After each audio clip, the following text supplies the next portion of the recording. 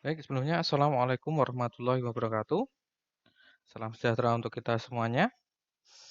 Apa kabar anak-anak semuanya? Semoga kita semuanya dalam keadaan sehat, sehingga kita dapat melanjutkan pembelajaran. Nah, untuk kali ini kita akan melanjutkan materi atau kita akan mengulas materi tentang norma-norma dalam kehidupan bermasyarakat. Apa atau itu norma?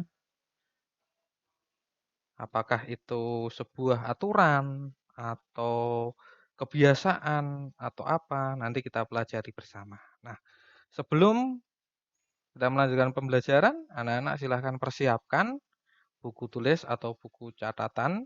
Sekiranya nanti ada hal yang penting silahkan untuk dicatat. Oke, kita lanjutkan mengenai materi norma-norma dalam kehidupan bermasyarakat.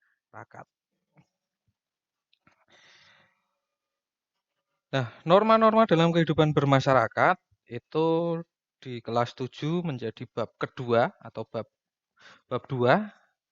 Nah, tujuan pembelajarannya adalah yang pertama, menghargai norma-norma yang berlaku dalam kehidupan bermasyarakat dengan jujur sebagai anugerah Tuhan Yang Maha Esa. Dan mematuhi norma-norma yang berlaku dalam kehidupan bermasyarakat untuk mewujudkan keadilan. Dan yang ketiga, memahami norma-norma yang berlaku dalam kehidupan bermasyarakat untuk mewujudkan keadilan. Dan tujuan yang keempat adalah berperilaku sesuai norma-norma yang berlaku dalam kehidupan bermasyarakat. Sebenarnya norma itu apa toh anak-anak? Ada yang sudah tahu? Mungkin anak-anak juga sudah tahu, namun dalam pengungkapan belum bisa atau malu dalam mengungkapkan pengertian dari norma. Nah, yang pertama kita berbicara masalah norma atau norma yang berlaku dalam masyarakat. Kita sebagai manusia atau sebagai makhluk sosial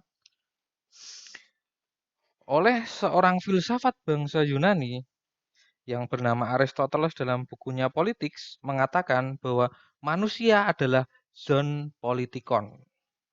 Artinya manusia selalu hidup berkelompok dalam masyarakat. Nah, dengan demikian kalau kita berhidup dalam berkelompok atau kelompok sekelompok masyarakat, maka diperlukan sebuah aturan yang mengatur kehidupan bersama-sama. Atau manusia merupakan bagian dari manusia lain yang tidak bisa hidup sendiri atau manusia itu harus hidup bersama-sama. Nah, dari pernyataan Aristoteles tersebut mengatakan bahwa manusia itu zon politikon atau zon politikon. Nah, kita tidak bisa hidup sendiri atau manusia itu membutuhkan orang lain. Apakah ada di dunia ini manusia yang bisa memenuhi kebutuhannya sendiri? Tidak ada yang bisa. Contoh saja dari hal sepele, masalah makanan. Apakah kita bisa mendapatkan nasi atau kita bisa makan nasi tanpa ada seorang petani? Apakah kita bisa memakai baju tanpa ada seorang penjahit? Nah, itu sebagai bukti bahwa manusia itu adalah zon politikon atau manusia itu selalu hidup dalam berkelompok atau manusia itu tidak bisa hidup sendiri atau manusia itu selalu membutuhkan orang lain. Manusia pada dasarnya memiliki dua kedudukan, yaitu sebagai makhluk sosial dan makhluk individu. Sebagai makhluk sosial, manusia selalu membutuhkan orang lain. Oleh karena itu, ia akan tergabung dalam kelompok masyarakat atau kelompok manusia yang memiliki keinginan dan harapan yang harus diwujudkan secara bersama-sama. Akan tetapi, sebagai makhluk individu, tiap orang memiliki perbedaan pemikiran dan perbedaan kepentingan. Nah, jadi kalau kita itu manusia, itu memiliki dua kedudukan. Sebagai makhluk sosial dan juga sebagai makhluk individu. Di mana kalau kita sebagai makhluk sosial, itu berarti kita selalu hidup dalam berkelompok atau selalu bersama-sama dengan orang lain atau hidup dalam berkelompok dan memiliki keinginan yang dan harapan yang harus diwujudkan secara bersama-sama. Kan tetapi sebagai makhluk individu, tiap orang memiliki perbedaan pemikiran dan perbedaan kepentingan. Nah, kalau masalah kepentingan, kita berbicara masalah kepentingan itu terbagi menjadi 3. Ada kepentingan umum, itu menurut Roscoe ya.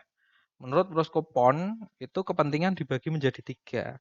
Ada kepentingan umum, kepentingan masyarakat, dan kepentingan pribadi. Nah, kepentingan umum itu apa? Kepentingan umum terdiri atas misal kepentingan negara sebagai badan hukum untuk mempertahankan kepribadian dan substansinya. Contoh, mempertahankan diri dari serangan negara lain.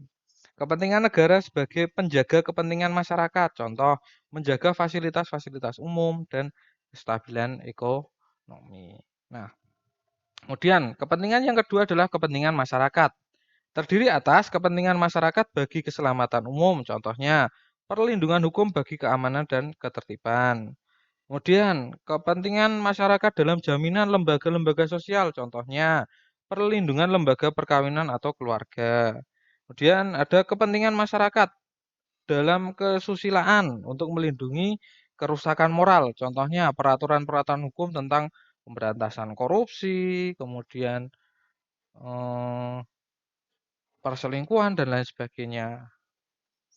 Nah, kemudian yang ketiga adalah kepentingan pribadi. Kepentingan pribadi itu adalah kepentingan yang dimiliki oleh diri sendiri atau kepentingan pribadi. Contohnya perlindungan terhadap fisik, kehendak berpendapat, keyakinan beragama, hak milik. Nah, kemudian kepentingan pribadi juga contoh kepentingan dalam rumah tangga, perlindungan dari lembaga perkawinan seperti tadi ya.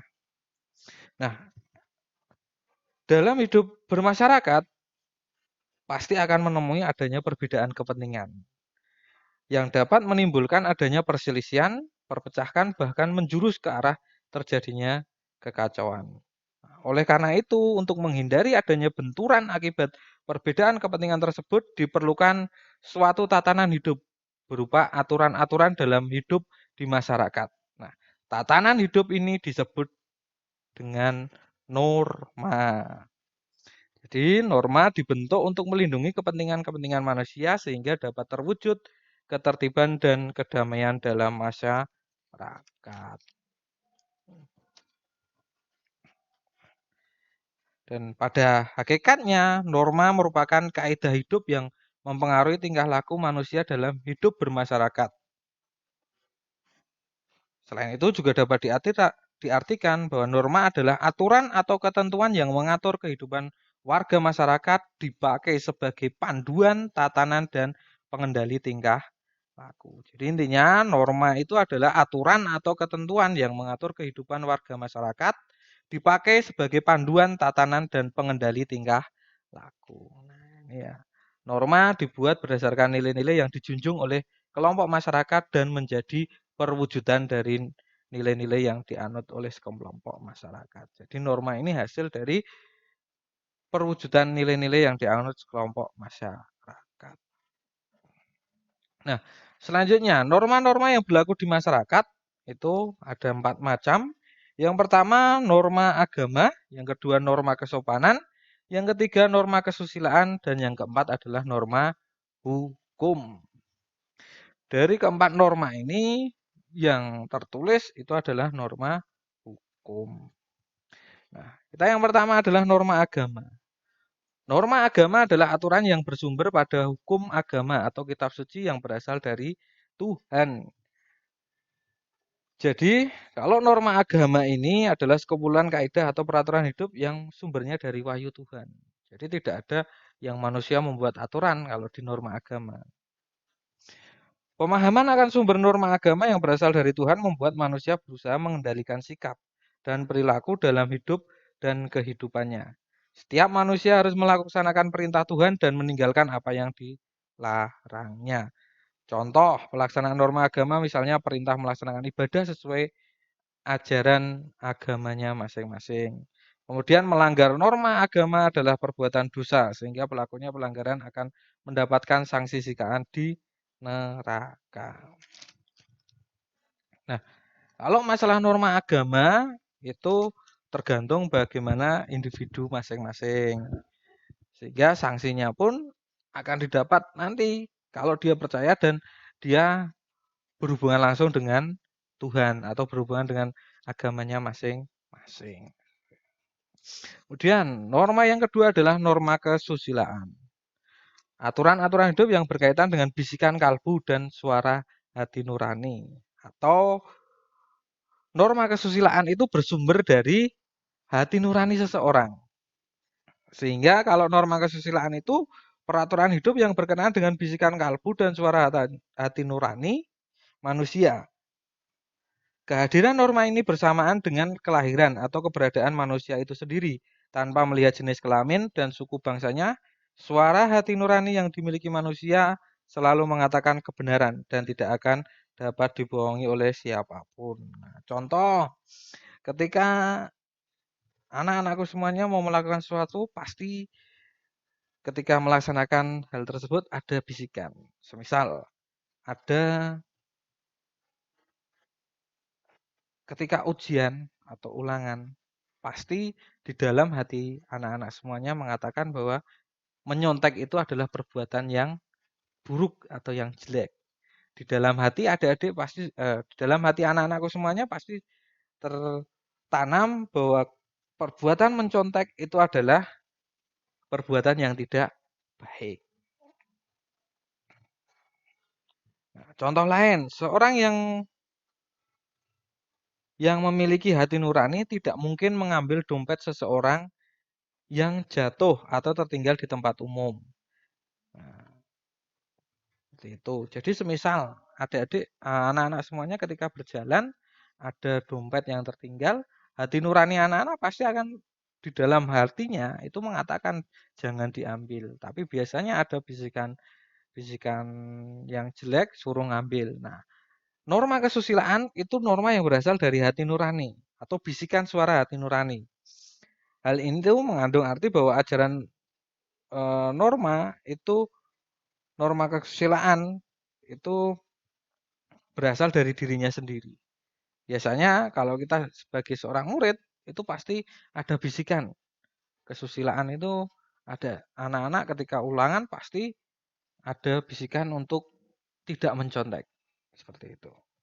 Nah, selanjutnya norma kesopanan. Norma kesopanan adalah sebuah aturan atau kaidah yang mengatur tingkah laku manusia yang bersumber dari tata kelakuan atau tata krama kebiasaan dalam masyarakat.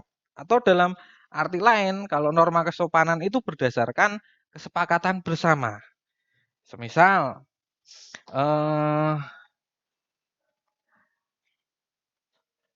anak-anak ketika memakai atau mengendarai sepeda atau berjalan di depan orang-orang yang sedang duduk di samping, ketika anak-anak semuanya hanya berjalan tanpa mengucapkan permisi, maka Anda akan dikatakan anak yang tidak sopan. Kalau di daerah, biasanya di daerah pedesaan atau di daerah sekitar. Nah, berbeda dengan ketika anak-anak berjalan di wilayah perkotaan. Ketika ada orang yang sedang duduk di pinggir jalan, tapi anak-anak berjalan saja, biasanya tidak dikatakan tidak sopan. Tapi kalau di masyarakat kita, atau di masyarakat, atau di wilayah kampungnya, ketika ada orang yang sedang duduk, Anda berjalan waton, atau istilahnya asal jalan saja tanpa bilang permisi, maka Anda akan dikatakan tidak sopan. Nah, itu. Jadi kalau norma kesopanan itu berasal dari kesepakatan masyarakat atau istilahnya kesepakatan bersama masyarakat seperti itu. Nah, kalau sanksinya norma kesopanan ini ya, itu tidak seberat sanksi hukum atau sanksi norma hukum.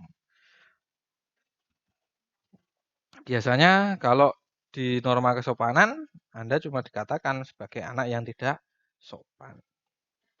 Nah, selanjutnya, norma yang terakhir atau norma hukum. Norma hukum adalah kaidah atau aturan yang mengatur tingkah laku manusia yang bersumber dari peraturan yang dibuat oleh pemerintah atau penguasa negara. Nah, Norma hukum ini adalah norma yang sifatnya biasanya tertulis karena dibuat oleh lembaga resmi negara atau penguasa negara.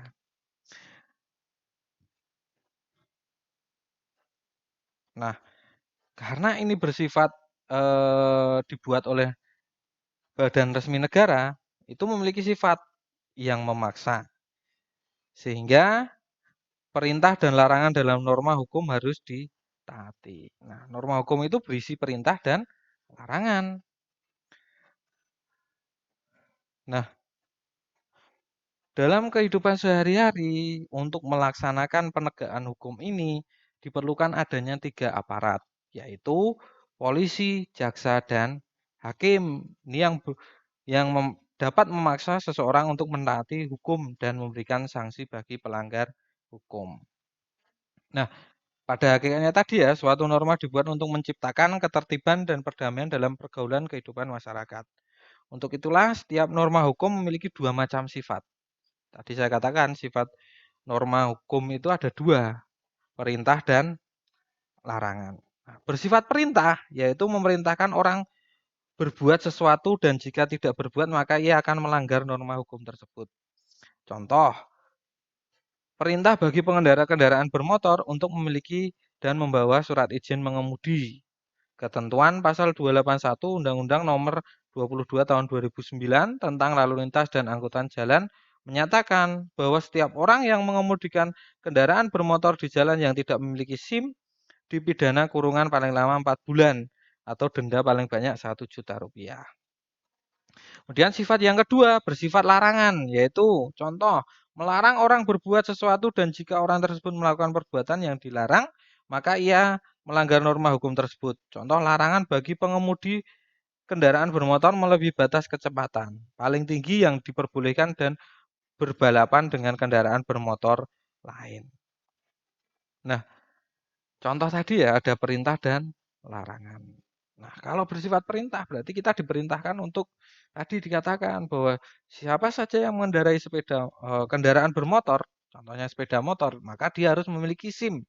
Ketika dia tidak memiliki SIM, maka akan diadakan tilang atau bukti pelanggaran atau dia melawan pelanggaran, maka yang bertindak dari polisi. Nanti kalau ada sidang, nanti ada hakim dan jaksa dalam persidangan.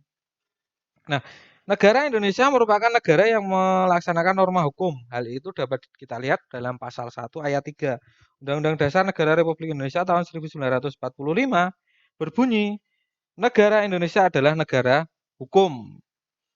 Sehingga dengan hal demikian, norma hukum mutlak diperlakukan di negara Indonesia.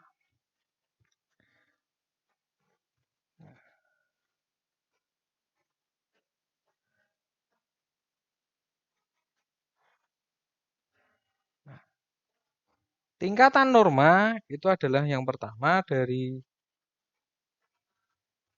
cara, kemudian kebiasaan, kemudian tata kelakuan, adat istiadat, dan kostum. Selanjutnya, arti penting norma dalam kehidupan bermasyarakat dan bernegara. Norma-norma yang berlaku dalam masyarakat adalah tuntunan masyarakat dalam menjalankan kehidupan masyarakat. Nah, tadi dikatakan bahwa norma itu harus terbentuk atau sudah dibentuk di dalam kehidupan sehari-hari kita. Nah, aturan-aturan norma itu harus dilaksanakan sehingga arti pentingnya yaitu terciptanya ketertiban dan keharmonisan masyarakat. Norma dalam masyarakat terbentuk karena ada berbagai perbedaan tadi ya. Ada perbedaan individu. Sebagai makhluk individu, manusia memiliki kepribadian, kepentingan, keinginan, tujuan hidup yang berbeda satu dengan yang lain. Nah, agar perbedaan tersebut tidak menimbulkan perpecahan, maka dibuatlah peraturan atau norma yang berfungsi satu, pedoman dalam bertingkah laku. Norma memuat aturan tingkah laku masyarakat dalam pergaulan sosial. Kemudian yang kedua, menjaga kerukunan anggota masyarakat. Norma mengatur agar perbedaan dalam masyarakat tidak menimbulkan kekacauan atau ketidaktertiban. Yang ketiga adalah sistem pengendali sosial. Tingkah laku anggota masyarakat diawasi dan dikendalikan oleh aturan yang berlaku. Dalam kehidupan sosial, pastilah ada norma yang mengatur kehidupan tersebut. Seba- Sebagai makhluk sosial, manusia lahir, berkembang, dan meninggal dunia dalam masyarakat. Setiap individu berinteraksi dengan individu atau kelompok lainnya. Interaksi yang dilakukan manusia senantiasa didasari oleh norma yang berlaku dalam masyarakat. Dengan demikian, keberadaan norma melekat dalam kehidupan bermasyarakat.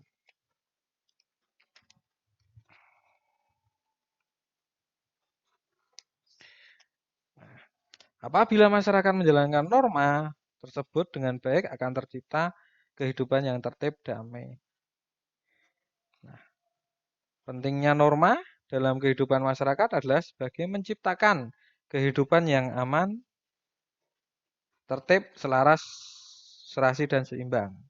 Menjadi penuntun atau pedoman bertingkah laku dalam masyarakat. Membentuk budi pekerti manusia yang baik, perilaku yang taat atau patuh, sadar hukum, dan memiliki akhlak mulia. Mengatur atau membatasi tingkah laku manusia dalam kehidupan bermasyarakat, serta mewujudkan keadilan.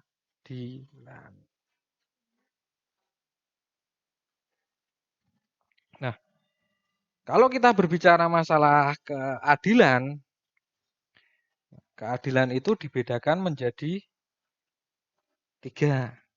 Nilai-nilai keadilan itu dibedakan menjadi 3 orang. Nah, keadilan itu kan berasal dari kata adil. Dalam Kamus Besar Bahasa Indonesia diartikan sebagai tindakan tidak berat sebelah atau sepatutnya atau tidak sewenang-wenang. Keadilan menandaskan bahwa setiap manusia tidak boleh diperlakukan sewenang-wenang, tetapi harus diperlakukan sesuai dengan hak-haknya. Keadilan mengharuskan seseorang untuk memperoleh sesuatu yang menjadi haknya dan diperlukan sebagaimana mestinya. Oleh karena itu, pelaksanaan keadilan berkaitan dengan kehidupan bersama di lingkungan masyarakat. Nah, nilai-nilai keadilan atau keadilan itu bisa dibedakan menjadi 3 ya. Ada keadilan distributif, ada keadilan legal, dan ada keadilan komutatif. Keadilan distributif yaitu suatu hubungan keadilan antara negara terhadap warganya. Dalam arti pihak negara yang wajib memenuhi keadilan dalam bentuk keadilan membagi, dalam bentuk kesejahteraan, bantuan subsidi, dan kesempatan hidup bersama yang didasarkan hak dan kewajiban. Kemudian keadilan yang kedua adalah keadilan legal. Hubungan keadilan antara warga negara terhadap negara dan pihak warga negara wajib memenuhi keadilan dalam bentuk mentaati peraturan perundang-undangan yang berlaku. Sedangkan yang ketiga yaitu keadilan komutatif, yaitu suatu hubungan keadilan antara warga satu dengan warga lainnya secara timbal balik. Nah, intinya seperti ini ada anak-anak semuanya. Keadilan distributif itu keadilan antara negara dengan warga negara. Di mana yang berkewajiban memenuhi keadilan itu adalah dari atau yang berkewajiban membentuk adil itu dari pihak negaranya. Nah, kemudian kalau keadilan legal dibalik, hubungan keadilan antara warga negara dengan negara, di mana warga negara harus memenuhi kewajibannya. Contoh, warga negara kita harus membayar pajak. Nah, ketika kita sudah membayar pajak, maka keadilan distributif oleh pemerintah, oleh negara, diadakan adanya subsidi. Seperti itu kurang lebih terkait dengan keadilan. Nah, selanjutnya perilaku yang sesuai dengan norma. Nah, mengimplementasikan norma-norma yang ada dalam kehidupan sehari-hari tentunya akan membantu kita untuk mewujudkan kehidupan yang diinginkan. Intinya, ketika kita bisa melaksanakan norma dalam kehidupan sehari-hari, maka kehidupan itu akan berjalan selaras, seimbang, dan serasi. Nah, agar kita dapat melaksanakan semuanya itu, apa yang harus kita miliki? Yaitu budaya malu. Yaitu sikap kita harus ada 3 hal, yaitu budaya. Kita harus membudayakan 3 hal. Agar norma ini bisa berjalan, kita harus membudayakan 3 hal. Yang pertama budaya malu, yaitu sikap malu jika melanggar aturan. Misalnya malu datang terlambat hadir di sekolah. Kemudian budaya tertib, yaitu membiasakan bersikap tertib dimanapun kalian berada. Misalnya mengikuti antrian sesuai dengan nomor antrian. Yang ketiga adalah budaya bersih. Budaya bersih yaitu sikap untuk berkata dan berperilaku jujur dan bersih dari tindakan-tindakan kotor, misalnya tidak mencontek ketika ulangan. Nah, dalam kehidupan sehari-hari masih banyak ditemukan perilaku tidak patuh terhadap norma. Ada beberapa penyebab kesadaran terhadap kepatuhan pada norma-norma dalam kehidupan masih rendah, yaitu sebagai berikut. Ada faktor pribadi atau faktor dirinya, yaitu berkaitan atau sifat dan karakter dalam diri sendiri yang belum memiliki kesadaran berlaku taat aturan. Nah, yang kedua dari faktor lingkungan, yaitu lingkungan kehidupan baik keluarga maupun masyarakat yang belum memberikan daya dukung terhadap pembentukan watak patuh aturan. Misalnya, karena kurangnya perhatian dari orang tua, pergaulan dengan teman sebaya yang tingkah lakunya kurang baik atau tinggal di lingkungan yang kurang baik. Nah, perilaku yang sesuai norma yang bisa diwujudkan di lingkungan sekolah, contohnya mematuhi tata tertib sekolah, berpakaian sesuai dengan peraturan sekolah, berdoa sebelum dan sudah melakukan kegiatan belajar, mendengarkan dan mematuhi perintah guru selama kegiatan belajar, mencium tangan guru sebelum dan selesai pelajaran, melaksanakan kewajiban piket membersihkan kertas, mengerjakan dengan jujur. Nah, kalau di lingkungan rumah, apa saja? Menghormati orang tua, melakukan kewajiban sebagai umat beragama, membantu mengerjakan pekerjaan rumah dengan ikhlas, menaati peraturan rumah yang telah disepakati oleh keluarga, melakukan kegiatan sehari-hari tanpa melupakan kewajiban sebagai anggota keluarga.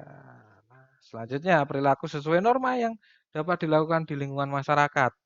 Mengucapkan permisi ketika melintas orang yang lebih tua, saling menghargai, tolong menolong, berperilaku ramah dan menjaga tutur bahasa, pergaulan dan memperlakukan orang lain dengan baik, mematuhi keputusan bersama dan menghargai perjanjian yang telah dibuat bersama. Nah, semuanya dapat kita simpulkan bahwa norma itu adalah peraturan yang berada di masyarakat yang bertujuan untuk mengatur kita semuanya agar semuanya dapat dapat kehidupan yang lancar, tertib, dan sesuai dengan selaras dan seimbang. Nah, semuanya demikian materi tentang norma dalam kehidupan sehari-hari yang dapat Bapak sampaikan. Apabila ada salah kata ataupun ucapan mohon maaf. Kita akhiri. Wassalamualaikum warahmatullahi wabarakatuh.